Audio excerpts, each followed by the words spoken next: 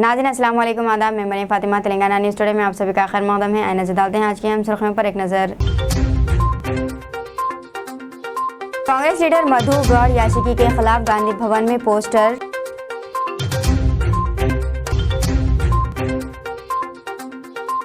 हैदराबाद में 17 सितंबर को Congress working committee का इजलास।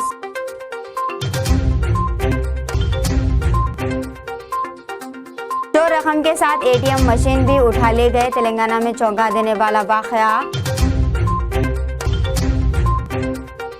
हैदराबाद में धुआंधार बारिश का सिलसिला जारी, गैर जरूरी घर से बाहर ना निकलने का मशवरा। नाज़रीन अब खबरें तफसील से।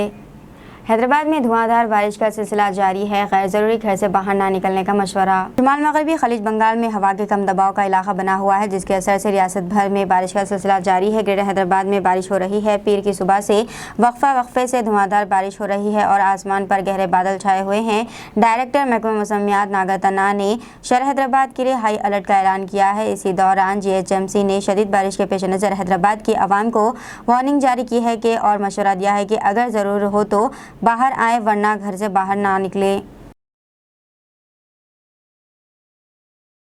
श्री राम सागर और निजाम सागर प्रोजेक्ट्स के दरवाजे खोल दिए गए। रियासत तेलंगाना जिले निजामाबाद में बारिश की वजह से श्री राम सागर प्रोजेक्ट, अलमारूफ पोचम पहाड़ प्रोजेक्ट के साथ साथ निजाम सागर प्रोजेक्ट में पानी का शदीद बहाव देखा जा रहा है। श्री राम सागर प्रोजेक्ट में बारिश के पानी में इजाफे के सबब 4 दरवाजे खोलते हुए 12,000 क्यूसिक पानी को दरियाए गोदावरी में छोड़ा जा रहा है। इस प्रोजेक्ट की मुकम्मल सतह आप 1091 फुट है और अभी तक इसकी सतह 1090.8 फुट तक पहुँच गई है। कांग्रेस लीडर मधु गौड़ याशिकी के खिलाफ गांधी भवन में पोस्टर। तेलंगाना कांग्रेस के हेडक्वार्टर्स गांधी भवन में निजामाबाद के साबिक MP और तशरीह कमेटी के सदर नशीन मधु गौड़ याशिकी के खिलाफ पोस्टर लगाए गए हैं, जिससे हलचल मच गई है। नामालूम अफराद ने कांग्रेस पार्टी के रियासती दफ्तर पोस्टर लगाया, जिसमें पार्टी क़यादत से ख्वाहिश की है कि तेलंगाना असम्बली इंतखाबात में पैराशूट लीडरों को टिकट ना दिया जाए। इस पोस्टर में LB नगर कांग्रेस बचाओ, मधु याशिकी वापस, निजामाबाद जाओ की तहरीर लिखी गई है। तेलंगाना बीजेपी के रुकन असम्बली इटेला राजेंद्र बाल बच गए। तेलंगाना बीजेपी के रुकन असम्बली सड़क हादसे में बाल बच गए। करीमनगर जिले के हुजूराबाद असम्बली हल्का से बीजेपी की नुमाइंदगी करने वाले इटेला राजेंद्र एक कार में सफर कर रहे थे कि बगरों का एक रेवड़ हुजूराबाद के करीब इनके कार के सामने अचानक आ गया। ड्राइवर ने अचानक ब्रेक लगाई, जिसके नतीजे में इटेला राजेंद्र की गाड़ी स्कॉट गाड़ी को टक्कर मार दी। इस वाक़े में इटेला राजेंद्र की गाड़ी को नुकसान पहुंचा। इसके साथ ही इटेला राजेंद्र दूसरी गाड़ी में वहां से रवाना हो गए। वाक़या मनाकंडूर मंडल के ललितापुर के करीब पेश आया है। जय श्री राम, जय श्री राम, जय श्री राम, जय श्री राम, जय श्री राम, जय श्री राम,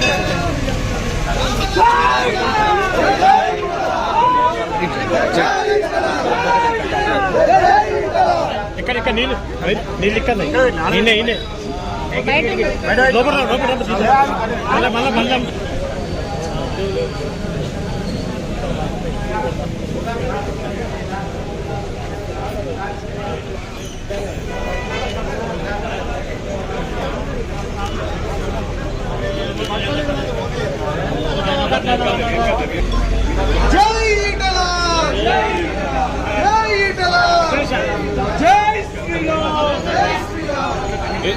మీదేవులకి మంచిగా కుమార్ మీదేవులకి మీ యొక్క మంచిగా हैदराबाद में 17 सितंबर को कांग्रेस वर्किंग कमेटी का इजलास। कांग्रेस के कौमी जनरल सेक्रेटरी KC वेणुगोपाल ने बताया कि AICC ने 16 सितंबर को हैदराबाद में कांग्रेस वर्किंग कमेटी CWC का इजलास मुनक़िद करने का फैसला किया है। 17 सितंबर को कांग्रेस पार्टी के रियासती सदर CLP कायदीन और पार्लिमानी पार्टी कायदीन के साथ CWC अरकान की कमेटी होगी और इसी शाम हैदराबाद में कांग्रेस पार्टी का एक बड़ा जलसा आम मुनक़िद किया जाएगा, जिसमें कांग्रेस पार्टी के कौमी कायदीन मौजूद होंगे। इस इजलास में सोनिया गांधी, राहुल गांधी, मल्लिकार्जुन खड़गे और दीगर मौजूद रहेंगे।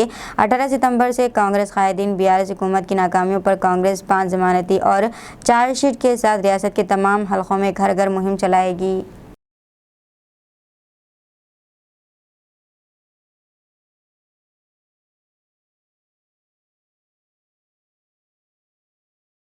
मुंबई में एयर होस्टेस के खून में लथपथ नाच दस्तयाब। रियासत महाराष्ट्र के मुंबई में एक एयर होस्टेस की मुश्तबा हालत में मौत हो गई है। वो अंधेरी में वाक़ अपने फ्लैट में खून में लथपथ मुर्दा हालत में पाई गई है। रियासत छत्तीसगढ़ से ताल्लुक़ रखने वाली 25 साल रूपल ओगरे एयर इंडिया में मुलाजिमत के लिए मुंतखब हुई थी। वो जारिया साल अप्रैल में मुंबई मुंतकिल हुई और अंधेरी की एक हाउसिंग सोसाइटी के फ्लैट में अपनी बहन और बॉयफ्रेंड के साथ मुक़ीम थी। चंद दिन कबल इसकी बहन और बॉयफ्रेंड आबाई मुकामात गए हुए थे, जिसके बाद एयर होस्टेस तनहा ही मकान में मुक़ीम थी। इतवार की शाम रूपाल के अरकान ख़ानदान ने इसे फ़ोन किया, ताहम इसने फ़ोन लिफ्ट नहीं किया, जिस पर इसके दोस्तों को इत्तला दी गई और फ्लैट में जाकर देखने को कहा। जब वो फ्लैट में पहुंचे तो वहां अंदर से दरवाज़ा बंद था। फौरी तौर पर पुलिस को इत्तला दी गई। दरवाज़ा तोड़कर देखने तक अंदर रूपाल की नाश खून में लथपथ पाई गई। पुलिस ने इस सिलसिले में मामला दर्ज करके छानबीन शुरू कर दी है।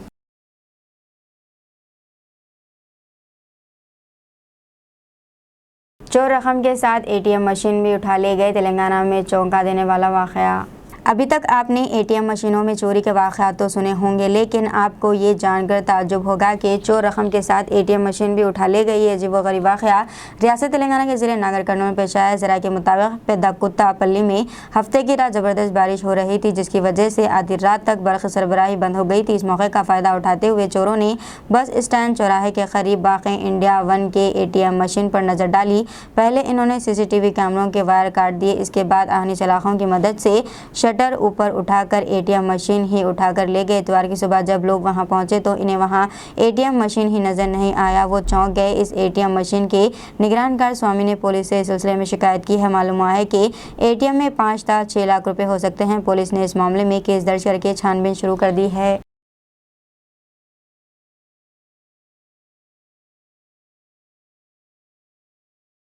तेलंगाना में ज़बरदस्त बारिश, कड़म प्रोजेक्ट के 3 दरवाजे खोल दिए गए। रियासत भर में बारिश का सिलसिला जारी है। इसी दौरान जिला निर्मल के कड़म प्रोजेक्ट में बारिश के पानी का बहाव देखा जा रहा है। बाला इलाकों में हो रही बारिश की वजह से ज़ख़ीरे आब की सतह मुकम्मल हो गई है।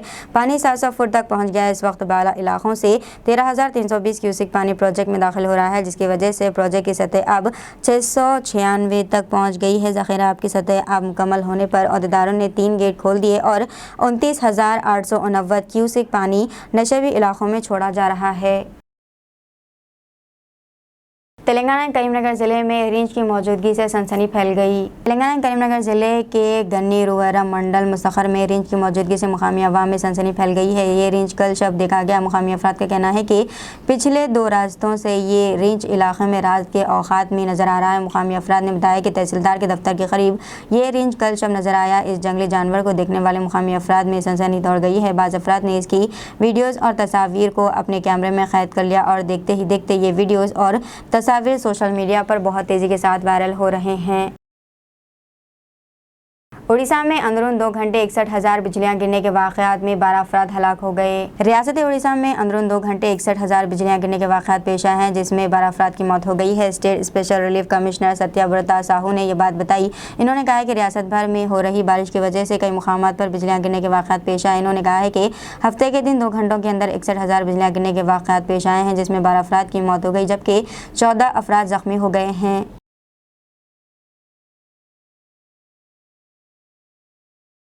तेलंगाना के वरंगल जिले में सड़क हादसे में एक शख्स हलाक हो गया। तेलंगाना के वरंगल जिले में सड़क हादसे में एक शख्स हलाक हो गया है। जिले के वरधन्नापेट मंडल ऊपरपल्ली चौराहे पर बस ने बाइक को टक्कर दे दी। ये बाइक सवार सड़क को उबूर कर रहा था। इस हादसे में बाइक सवार मौके पर ही हलाक हो गया।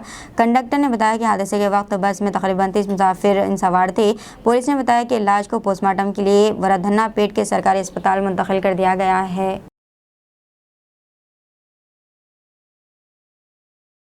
बिजली की कमी वाली ज़्यादातर डबल इंजन की रियासतें, वज़ीर IT तेलंगाना का बयान। तेलंगाना के वज़ीर इंफॉर्मेशन टेक्नोलॉजी के तारक रामाराव ने कहा है कि बिजली की कमी वाली ज़्यादातर रियासतें डबल इंजन वाली BJP हुक्मरानी वाली रियासतें हैं। बकिया कांग्रेस की ज़ेर क़यादत इत्तेहादी हुकूमतें हैं। सोशल मीडिया के अहम प्लेटफॉर्म X पर एक ट्वीट करते हुए इन्होंने कहा है कि तेलंगाना, जिसको साल 2013 और 14 में बिजली की कमी वाली रियासत के तौर पर पेश किया गया था, ही ना सिर्फ फाजिल बिजली वाली वाहिद रियासत है, बल्कि ये किसी भी रियासत में सबसे ज़्यादा फ़ीसद खपत वाली रियासत है।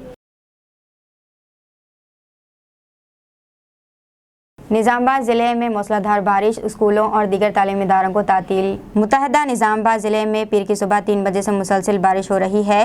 اندلوائی، ڈچپلی، دھرپلی، سریکونڈا اور جاکرن پلی میں شدید بارش ہو رہی ہے۔ ڈچپلی منڈل گناورم میں سب سے زیادہ 14 سینٹی میٹر بارش ہوئی۔ گندھاری اور سریکونڈا منڈل کے چیمانوپلی میں 12 سینٹی میٹر، سدشیو نگر، جکل اور جاکرن پلی میں 11 سینٹی میٹر اور ڈچپلی اور مدن پلی میں 10 سینٹی میٹر بارش ہوئی۔ نظام آباد ضلع میں موسلادھار بارش کی وجہ سے district education officer Durga Prasad نے آج سرکاری، پرائیویٹ اور امدادی اسکولوں میں تعطیل کا اعلان کیا ہے۔ انہوں نے بتایا کہ یہ فیصلہ موسلادھار بارش کے پیش نظر کیا گیا ہے۔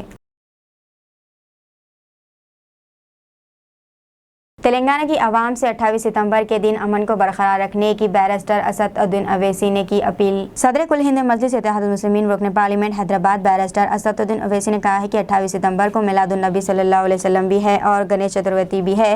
میں تلنگانہ اور حیدرآباد کی عوام سے امن برقرار رکھنے کی اپیل کرتا ہوں، کیونکہ ایک ہی دن میلاد النبی صلی اللہ علیہ وسلم کے جلوس اور چتروتی کے جلوس سے امن بگڑ سکتا ہے، جس سے غریب عوام کو نقصان ہوگا، چاہے وہ غریب ہندو ہو یا مسلمان۔ یہ 28 سپٹمبر کو میلاد النبی بھی آ رہا ہے اور گنیش کا جلوس بھی آ رہا ہے، تو میں آپ تمام سے، شہریان حیدرآباد سے، تلنگانہ کی عوام سے یہ اپیل کر رہا ہوں کہ ہمارے شہر کے اور ریاست تلنگانہ کے امن کو مضبوط رکھیے۔ میلاد کا جلوس ہوگا تو اس کے تعلق سے اگر کوئی نکالنا چاہ رہا ہے، نکالیں گے ضرور، تو آپ ایک ٹائم اب میٹنگ کریں گے محمود بھائی، اس میں طے کریں گے۔ بہرحال کوشش یہ ہونا کہ امن سے اس دن گزر جائے۔ اگر امن بگڑے گا تو سب سے زیادہ نقصان غریب کو ہوتا، چاہے اس کا مذہب کچھ بھی ہو، کیونکہ جو ڈیلی ویج ارنرز ہے، جو روز جا کر محنت کرے تو اپنا ان کے گھر میں چراغ جلتا، غریبی ہے۔ ہمارے شہر کا امن بہت ضروری ہے، تلنگانہ کا امن ضروری ہے۔ ایسے لوگ ہیں شر پسند عناصر جو موقع کی طاق میں ہیں، مگر ہم بھی ان کی طاق میں لگے ہوئے ہیں، ہم بھی جانتے کون ہے وہ لوگ، کدھر کام کر رہے، اور انشاءاللہ تعالی مجھے یقین ہے کہ شہریان حیدرآباد اور تلنگانہ کی عوام، تلنگانہ کے یہ جو 9 سال سے یہاں پر کوئی فساد نہیں ہوا، اس کو برقرار رکھیں گے، امن رہے گا، اور ہر ہمارے ہندو بھائی اپنا تہوار امن سے منائیں گے۔ مسلمان اپنے غلامی کا ثبوت رسول اللہ صلی اللہ علیہ وسلم کی امتی ہونے کی بنا پر میلاد النبی کو پرجوش طریقے سے منائیں گے، مگر امن کو مضبوط رکھیے، اور اس کے لیے ہم تمام کو کوشش کرنا ہے۔ بلہ گوڑہ پولیس نے عصمت ریزی کے کیس میں ملوث ایک ملزم مظہر خان کو گرفتار کر لیا۔ پولیس نے احمد کالونی بلہ گوڑے کے رہنے والے 33 سالہ مظہر خان کو علاج کے نام پر ایک عیدی بازار کی رہنے والی خاتون کے ساتھ غلط حرکت کرنے کے الزام میں حراست میں لیا۔ اس سلسلے میں پولیس نے بتایا کہ 19 جولائی کو تالاب کٹا بھوانی نگر کی ایک 23 سالہ خاتون نے اپنی بہن کے ہمراہ بھوانی نگر پولیس اسٹیشن پہنچ کر شکایت درج کرائی۔ اس نے بتایا کہ اس کے شوہر اور شوہر کی ماں نے خرابی صحت کی بنا پر خاتون کو لے کر بلہ گوڑے میں رہنے والے مظہر خان نامی شخص سے رجوع ہوتے ہوئے اس شخص نے خاتون پر 5 جنات کا سایہ ہے بتا کر علاج شروع کیا تھا۔ علاج کے دوران اس نے اس خاتون کے ساتھ غلط حرکت کی اور یہ بات شوہر کو بتانے سے منع کیا تھا۔ اس سلسلے میں پولیس نے میڈیا کانفرنس کرتے ہوئے مزید تفصیلات سے واقف کروایا ہے۔ ان کی والدہ ایک برکت پورہ میں ایک مرشد کے پاس ان کو لے کے جا کے علاج کے لیے کوشش کرے، لیکن وہ کم نہیں ہوا۔ اس کے بعد وہ لیڈی اپنے ہسبینڈ اور اپنے مدر ان لا کو انٹیمیٹ کیے۔ اسی دوران ایک شخص مظہر خان بلکہ 33 سالانہ ایک شخص، رحمت کالونی بلہ گوڑہ میں رہنے والا ایک شخص، یہ لیڈی کے ہسبینڈ اور ان کے فیملی کے ساتھ ان کا 2 سال سے ریلیشن ہے، اچھا ریلیشن ہے، فیملی فرینڈس ہے۔ یہ مظہر خان بولنے والا ایک شخص گزشتہ 10 سال سے یونانی ڈاکٹر، اپنے آپ کو یونانی ڈاکٹر کہلاتا ہے اور یونانی میڈیسنز بھی دیتا ہے، اور ساتھ ہی ساتھ یہ بابا وغیرہ تعویذ وغیرہ دینا، علاج کرنا یا اثرات کا علاج کرنا وغیرہ کرتے ہیں۔ یہ لیڈی کے ہسبینڈ اور مدر ان لا دونوں علاج کے سلسلے میں وہ مظہر خان کو کانٹیکٹ کرتے ہیں۔ مظہر خان بھوانی نگر ان کے گھر کو جا کے وہ لیڈی کو علاج کرنے کے دوران میں ان کا ان سے ریپ، ان سے سیکشول ڈیزائر، سیکشول پارٹیسپیٹ کرنا بول کے ڈیسائیڈ ہوتے ہیں۔ اس کے دوران वो घर को बुलाते हैं, उनको इलाज करने घर को बुलाते हैं। उसी के साथ साथ ये मदर इन लॉ और हस्बैंड के साथ वो यहाँ बनलागुड़ा रहमत कॉलोनी में घर को जाते हैं।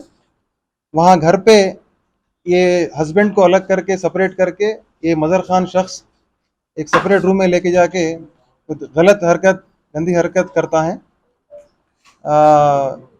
ये जो भी हुआ, उन्हें पहले ये लेडी को 5 जिन्नात वगैरह डेविल्स वगैरह है, अगर इलाज करने से वो कम हो जाता है, ये बता के इलाज करना शुरू करता है और थोड़ा अंदर लेके जाके नेकेड करके अपना सेक्सुअल पार्टिसिपेट करता है।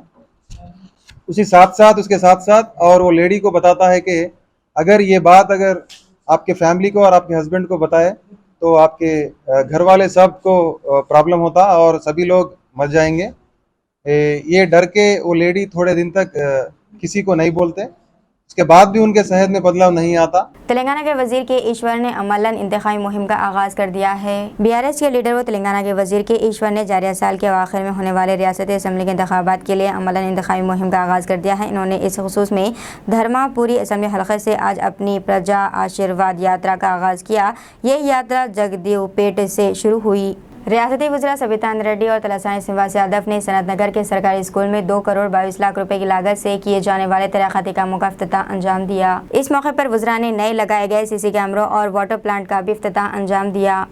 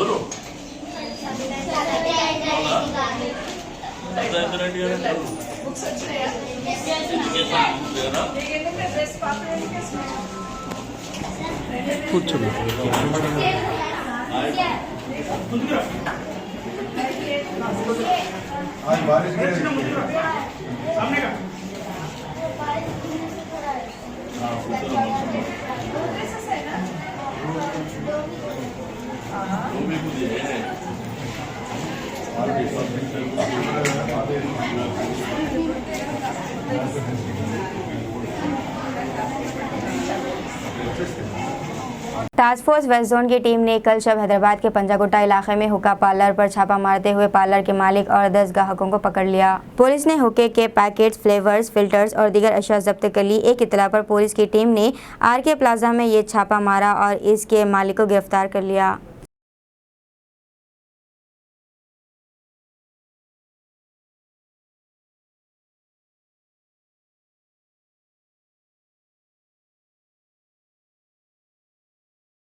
टीपीसीसी सदर रविंद्र रेड्डी ने मीडिया से बात करते हुए बताया है कि हमने हैदराबाद में कांग्रेस वर्किंग कमेटी का इजलास मुनअक़िद करने के लिए एआईसीसी से अपील की है, जिस पर एआईसीसी ने हैदराबाद में सीडब्ल्यूसी का इजलास मुनअक़िद करने से इत्तेफाक किया है, जिस पर वो कांग्रेस कायदीन का शुक्रिया अदा किया। इस मौके पर इन्होंने कहा है कि सीडब्ल्यूसी का इजलास में न सिर्फ रियासती सियासत बल्कि मुल्क भर के बहुत से मसाइल पर तबादला ख्याल किया जाएगा। हम 17 सितम्बर को यौम आज़ादी पर तेलंगाना के अवाम को मुबारकबाद देने के लिए एक प्रोग्राम का एहतमाम करेंगे। इन्होंने कहा सीडब्ल्यूसी का इजलास कौमी सियासत पर बहस का एक प्लेटफॉर्म होगा। सीडब्ल्यूसी की मीटिंगों में 5 रियासतों के इंतखाबात, पार्लियामान इंतखाबात, इत्तेहाद, हिकमत अमली और कांग्रेस पार्टी को मजबूत करने के फैसले शामिल हैं। इन्होंने यकीन ज़ाहिर किया है कि तमाम कांग्रेस कायदीन सीडब्ल्यूसी मीटिंग को कामयाब बनाने के लिए मिलकर काम करेंगे और तेलंगाना में हिंदुस्तान के इत्तेहाद को जीतने की हिकमत अमली बनाई जाएगी।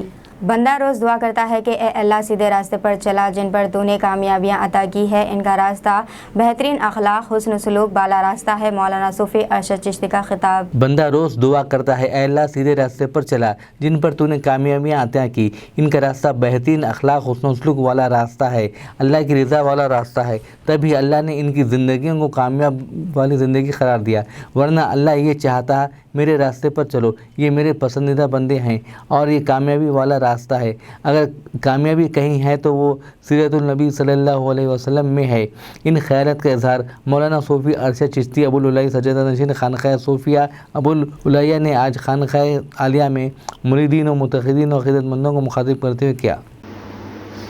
تمامی TNT نیوز چینل کے ناظرین کو السلام علیکم ورحمۃ اللہ تعالی وبرکاتہ. اعوذ باللہ من الشیطان الرجیم. بسم اللہ الرحمن الرحیم. الحمدللہ رب العالمین. الصلاۃ والسلام علی رسولہ محمد صلی اللہ تعالی علیہ وسلم. وقال اللہ تعالی فی القرآن المجید والفرقان الحمید. اہدنا الصراط المستقیم.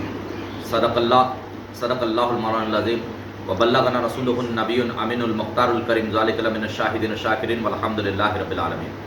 وقال اللہ تعالی فی شان حبیبہ الکریم ان اللہ وملائکتہ یصلون علی النبی یا ایھا الذین آمنوا صلوا علیہ وسلموا تسلیما.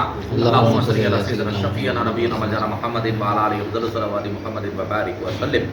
جیسا کہ آپ تمامی حضرات اس سے بخوبی واقف ہے کہ میں نے بھی آپ کے سامنے جس چیز کی تلاوت کی یعنی کہ خدا کا کلام قرآن مجید، اور آپ اس سے بھی ناآشنا نہیں کہ جس معروف آیت کریمہ کی میں نے تلاوت کا شرف حاصل کیا. پروردگار عالم ارشاد فرماتا ہے اہدنا الصراط المستقیم کہ اے اللہ تو ہم کو سیدھے راستے پر چلا. ایک بندہ مومن رب کائنات کی بارگاہ میں جو ہے ہر روز دعا کرتا ہے کہ مولا رب قدیر تو ہم کو سیدھے راستے پر چلا. ان کے راستے پر چلا جن کے راستے کے اوپر تو نے کامیابی عطا فرمائی، جن کو تو نے انعام والا قرار دے دیا، ان کے راستے پر چلا. تو ان کا راستہ کیسا راستہ ہے میرے بھائی؟ بہترین اخلاق والا راستہ ہے، بہترین حسن سلوک والا راستہ ہے، بہترین جو ہے اللہ کی رضا والا راستہ ہے.